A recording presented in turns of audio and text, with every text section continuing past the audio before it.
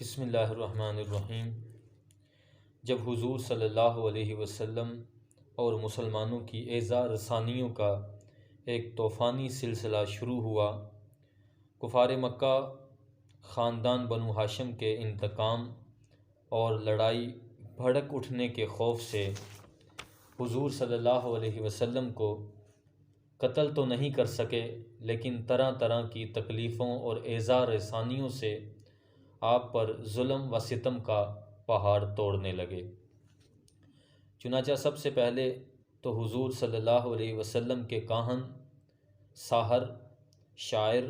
مجنون ہونے کا ہر کوچہ و بازار میں زوردار پروپیگنڈا کرنے لگے۔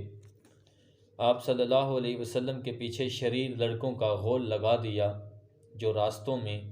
آپ صلی اللہ علیہ وسلم پر پھپتیاں کستے،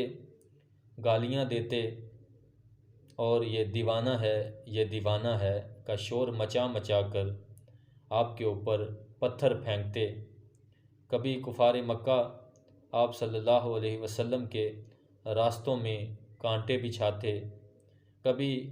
آپ کے جسم مبارک پر نجاست ڈال دیتے، کبھی آپ صلی اللہ علیہ وسلم کو دھکا دیتے، کبھی آپ صلی اللہ علیہ وسلم کی مقدس اور نازک گردن میں چادر کا پھندا ڈال کر گلا گھونٹنے کی کوشش کرتے۔ روایت میں آتا ہے کہ ایک مرتبہ آپ صلی اللہ علیہ وسلم حرم کعبہ میں نماز پڑھ رہے تھے کہ ایک سنگ دل کافر عقبہ بن ابی معیط نے آپ صلی اللہ علیہ وسلم کے گلے میں چادر کا پھندا ڈال کر اس زور سے کھینچا کہ آپ کا دم گھٹنے لگا۔ اللہ اکبر! چنانچہ یہ منظر دیکھ کر حضرت ابو بکر صدیق رضی اللہ تعالی عنہ بے قرار ہو کر دوڑ پڑے اور عقبہ بن ابی معیط کو دھکا دے کر دفع کیا اور یہ کہا کہ کیا تم لوگ ایسے آدمی کو قتل کرتے ہو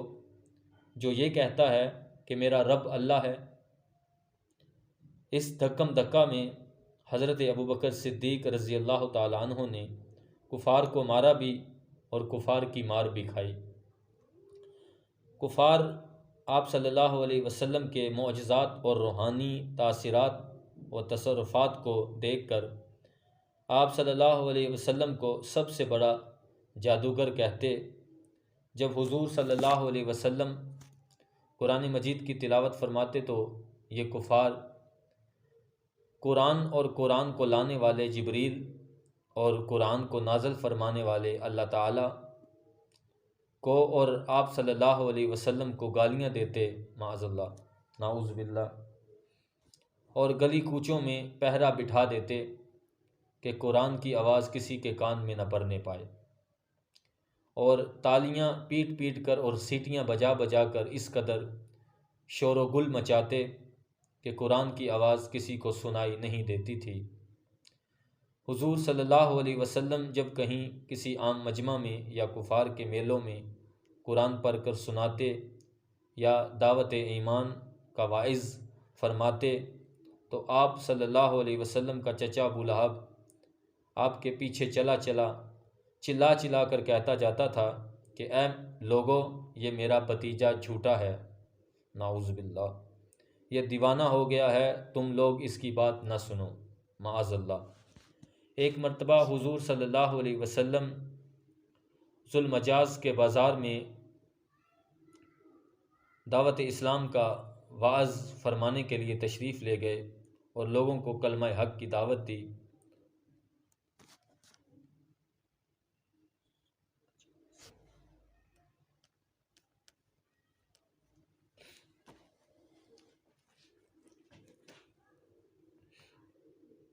ایک مرتبہ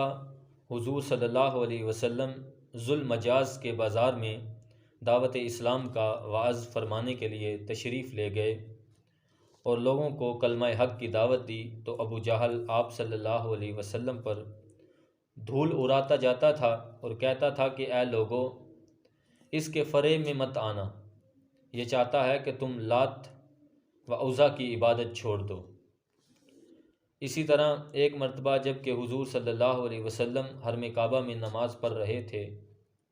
عین حالت نماز میں ابو جہل نے کہا کہ کوئی ہے جو آل فلاں کے ذبح کیے ہوئے اونٹ کی اوجری لا کر سجدہ کی حالت میں ان کے کندھوں پر رکھ دے۔ اللہ اکبر۔ یہ سن کر عقبہ بن ابی معیط کافر اٹھا اور اس اوجری کو لا کر حضور صلی اللہ علیہ وسلم کے دوش مبارک پر رکھ دیا۔ حضور صلی اللہ علیہ وسلم سجدہ میں تھے، دیر تک اوجری کندھے اور گردن پر پڑی رہی اور کفار ٹھٹھا مار مار کر ہنستے رہے اور مارے ہنسی کے ایک دوسرے پر گر گر پڑتے تھے۔ آخر حضرت بی بی فاطمہ رضی اللہ تعالیٰ عنہ جو ان دنوں ابھی کم سن لڑکی تھیں آئیں اور ان کافروں کو برا بھلا کہتے ہوئے اس اوجری کو آپ صلی اللہ علیہ وسلم کے دوش مبارک سے ہٹا دیا۔ حضور صلی اللہ علیہ وسلم کے قلب مبارک پر قریش کی اس شرارت سے انتہائی صدمہ گزرا اور نماز سے فارغ ہو کر 3 مرتبہ یہ دعا مانگی کہ اللہم علیک بقریش، یعنی اے اللہ تو قریش کو اپنی گرفت میں پکڑ لے۔ پھر ابو جہل، عتبہ بن ربیعہ، شیبہ بن ربیعہ، ولید بن عتبہ، امیہ بن خلف، عمارہ بن ولید کا نام لے کر دعا مانگی کہ الہی تو ان لوگوں کو اپنی گرفت میں لے لے۔ حضرت عبداللہ بن مسعود رضی اللہ تعالیٰ عنہ فرماتے ہیں کہ خدا کی قسم میں نے ان سب کافروں کو جنگ بدر کے دن دیکھا کہ ان کی لاشیں زمین پر پڑی ہوئی ہیں۔ پھر ان سب کفار کی لاشوں کو نہایت ذلت کے ساتھ گھسیٹ کر بدر کے ایک گڑھے میں ڈال دیا گیا، اور حضور صلی اللہ علیہ وسلم نے فرمایا کہ ان گڑھے والوں پر خدا کی لعنت۔